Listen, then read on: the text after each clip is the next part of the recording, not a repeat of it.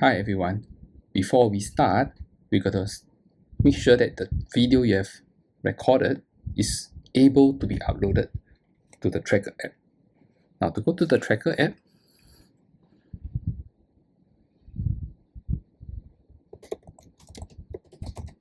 okay, you can type Physics Tracker into the search and it should be one of the top under GitHub.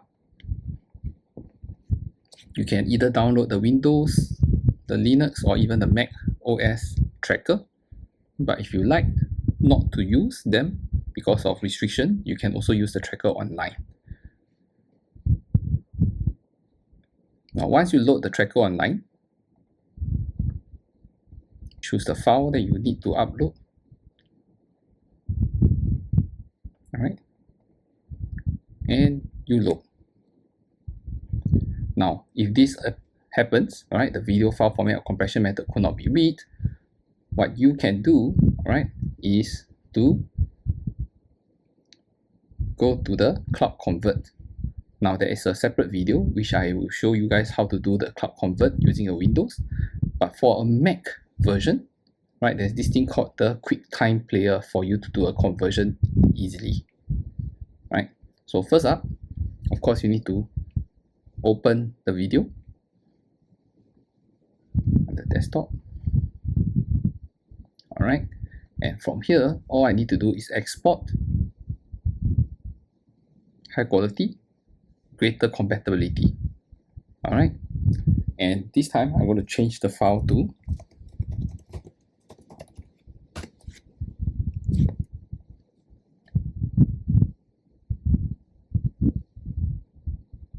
and it's done. Going back to the app,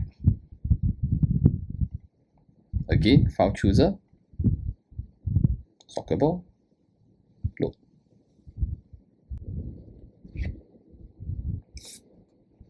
Alright, okay, now that you have uploaded the video, let's talk about how to make the app itself look nicer. Now if you're going to run the app directly on your Windows or your MacBook, it's pretty straightforward for you to do a screenshot. Okay, but if you're going to do this on the tracker online, let me show you how this can be done. Now on Windows, you can press 11 to maximize your screen, or you can press Command Shift F for Mac. Right, you notice it automatically hide my address bar, right, and it got slightly bigger. I can also drag this app around, okay, within the browser itself and maximize this so that it looks bigger and easier for me to click later on. Got that? Now next, with this maximized, when I take any screenshot later, it'll be much easier. Okay, I'm going to close this tab. I do not need this. Okay, I only need this. Okay, I'm going to keep it there. Next up, I'm going to start to show you guys. Okay, next up I'm going to show you guys where to do all the things. Okay, next step. Okay, let me show you some other things that is important that will be helpful to know. Now on the bottom left over here in red, this is the frame number. As you play the video, you can see that the frame number going up. Right at the bottom, this is where you will tell the system where to start the frame. Right, you can see. Okay, let's go back to hover around it again. Okay, start frame 0. I can drag this to change to where I want to start the video or the collection of the data from. Alright. Okay, this is where the ball hits the ground, so this is where I'm going to start. That's frame 276. Now, of course, your frame and my frame will be different. Okay, but you want to start from the point whereby the ball hits the ground the first time and jumping up, rebounding, right? Now, as the ball hits the ground first time, it is going to bounce up, right? And then hit the ground a second time and rebound. Okay, let me try to capture that point. Okay, so this is where it bounced the first time. Okay, so roughly here, 3, 2, 7. All right, So it is within this two boundary. I can click here, this button, reset to step 0, and I can step forward step by step, frame by frame. As you can see, the ball going up, hit the ground, bounce again, reaches the maximum point, and stop. This is all the points that we need. Now, for you guys, you must have at least 4 main points where it start from the ground, the maximum point, hit the ground a second time, and the maximum point after rebounding the second time. Now from 372, right, 276 to 372, that's quite a lot of frames to do for you to plot. So I'm going to skip between frame. Now this is, you can see, step size. All right, I can go from one frame to the next frame.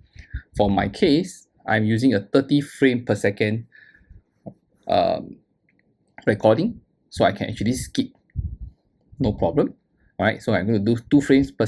I'm going to do a step of 2 frames. So from point 0, all right, there'll be 1, 2, 3, 4, 5, 6, 7, 8, 9, 10. 1, 2, 3, 4, 5, 6, 7, 8, 9, 20. 1, 2, 3, 4. So I have about 25 points. All right, 25 points for me to plot, including first, there'll be 26. So that's sufficient for your mathematics coursework. All right, you need this number of points at least. You need at least the 4 main points I just mentioned, and at least 20 points if I'm not wrong. For the next part of the video, I'll be explaining to you what are the key points that you need in order for your data collection to be as reliable as possible. Now let's start off with the calibrate stick. Now what is a calibrate stick? Okay, the calibrate stick tells the system what is the distance between 2 points so that it can continue to measure the rest of the whole entire video with the same point. Over here, earlier on in my video, okay, it may not be clear to you, but let me zoom in to show you. Right, you can zoom in using the mouse scroller. All right, so zoom in to capture the ruler. Now we have placed a meter rule for the purpose of this experiment. So with the meter rule marked in place, right, you can see by clicking this blue button over here, all right, it allows me to choose calibration stick, new calibration stick. So with this calibration stick, I have marked out the distance of 1 meter. Right? Next, what else do I need? Now the second thing that you definitely need would be your axis. Right, you can see over here, this purple line, once I clicked it, this line appears, this crosshair appears. I will bring this crosshair over to the point where the ball starts, so that from this point, it will be 0, 0. Now, if the video you have recorded is slanted, you can always click and rotate. All right, you can always click and rotate. Try to make it as horizontal as you can, according to how the ball travels. Now, with these two in place, we are ready to proceed to the third step. Let's mark out the points of the ball motion.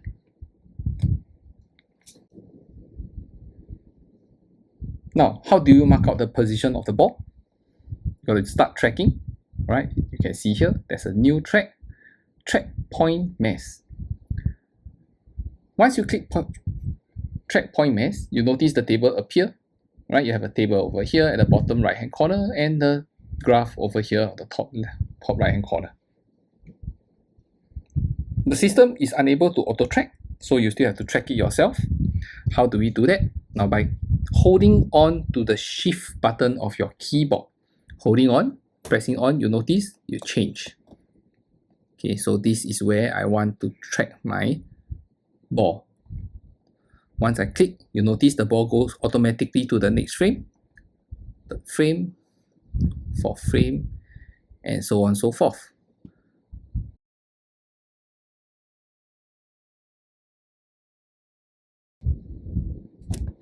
And my tracking is complete.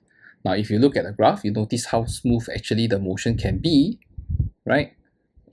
With respect to the x direction, it's like moving forward almost with your constant speed.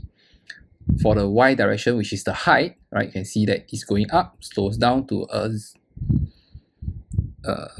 stop changing, basically the highest point, and it start to come down again and back to the highest, second highest point. How to make use of the app to help you to get some data out. Now, how do we do that? Okay, you can choose to have up to 3 different graphs, all right, or even just a singular graph. Okay, if I choose 3, you can see up to 3 graphs will appear. Now, what are the graphs that we will need or will be helpful to you? Okay, of course, in order for us to change the axis, they are all under horizontally, they are all using the time scale, which is fine. That's what we are using. For the y-axis, you will definitely need the height. So let's change it to height for the first graph. And for the second graph, you will need the acceleration in the y direction. All right, the acceleration in the y direction. Right, you can see that it's almost a constant value, jump up and back down to constant value. And this constant value is a negative. All right, you can see it's below 0.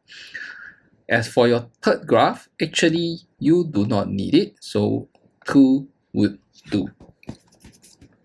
Next up, what about the table? Now for the table, okay, you do not need, again, you do not need the x. So same thing, you will go to a y. With this, you are more or less done. Alright, so you have your value here for your y-axis, the height, as well as the acceleration in the y direction. Now you can see the values of the y direction for the acceleration. Alright, you have 9.28, 9.552, 10.35, right? If you choose a few of these figures and you take average, that will be your average acceleration. Similarly, after it has gone all the way up, which is like 50 plus, positive, then you come back down again, you have this 1, 2, 3, 4 points, right? So with this 4 again, that will be my acceleration after the ball has rebounded, right? Hit the ground and rebound.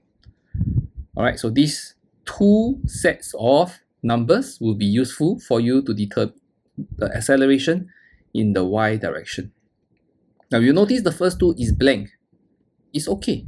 It's meant to be blank, right? Because without the ball starting motion, it is very hard to determine acceleration. So again, that's the limitation of this tracker. We must have the first few points of acceleration, of velocity first, before you can calculate acceleration. You will learn more of this in year 3. Now with that said, we will move on to another point whereby you guys will require to transfer this data onto a spreadsheet so that you can use these numbers to help you to clean up your data. Otherwise, you notice the first point for the height, right? It's a little bit weird. It's not exactly 0, 0, but actually technically you can assign the value 0. Similarly, I think over here, all right, this value is also a very small value equivalent to 0. You can assign this value as 0 too. All right, now for the last part, how do we transfer the data out? Okay. Select all the values on the table by clicking Shift. You can use the bottom right all the way to the top left, clicking Shift, right click, copy selected cells, full precision. Once you are done with the copy, go to a spreadsheet and paste the value down. For Mac will be called Command V, for Windows will be Control V. Now the numbers will look odd. The next thing you need to do is to convert all these numbers into standard numbering instead of using the scientific format. You can see immediately they are converted to 2 decimal place throughout. With this, you are more or less done, right? Remember earlier on, we have a ball hitting the ground once, y is 0, height is 0, and again hitting the ground the second time, right? You can see here again the height is 0. Do take note of the units here. Alright, we know y is in meter. Do add that back in again. And t is in seconds. At the same time, let's not forget, you also need to capture the screenshot of your work over here. Now, how do you do a screenshot? Okay, remember to zoom out from your video as much as you can. You need the video, right? You should have your calibrate stick, the axis, the points marked out, 2 graphs, and the table of values seen like this. Once you have all these, you can take a screenshot. Now for Mac, will be Command Shift 3 or Command Shift 4 to select the window that you like to capture like this. If you are using Windows, it will be the window command. You have to click Window, Shift and S. Okay, Windows, Shift and S. Once you have captured it, you can paste the copied picture onto the required document. That's all that the instruction we have and required for this particular coursework.